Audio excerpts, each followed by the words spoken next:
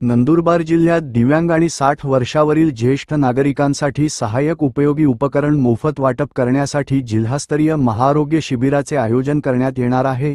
याबाबत शिवसेनेचे संपर्कप्रमुख आमदार चंद्रकांत रघुवंशी यांनी शिबिर आयोजित करण्यासाठी केंद्रीय सामाजिक न्याय सक्षमीकरण मंत्री रामदास आठवले यांना निवेदन दिले होते। त्या निवेदनाची दखल घेत शासन स्तरावरून मान्यता देण्यात आली आहे।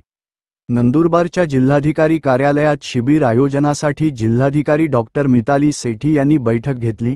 शिवसेनेचे संपर्कप्रमुख आमदार चंद्रकांत रघुवंशी यांनी नुकतेच मंत्री आठवलेंना पत्र दिले होते। अलिम्को मार्फत जिल्ह्यात एडीआयपी आणि आरव्हीआय योजनेअंतर्गत दिव्यांग ज्येष्ठ नागरिकांना शारीरिक मदत आणि सहाय्यक जीवनावश्यक उपकरणांचे मोफत वितरण शिबिराचे आयोजित करण्यात येणार आहे। शिबिर यशस्वीतेसाठी सर्वांनी प्रयत्न करायचा आहे। आरोग्य विभाग, ग्रामपंचायत, शिक्षण विभागाकडून व्यापक जनजागृती करावी। शिबिरासाठी आशा वर्कर, स्वयंसेवक यांची मदत घ्यावी असे जिल्हाधिकारी डॉक्टर मिताली सेठी यांनी सांगितले।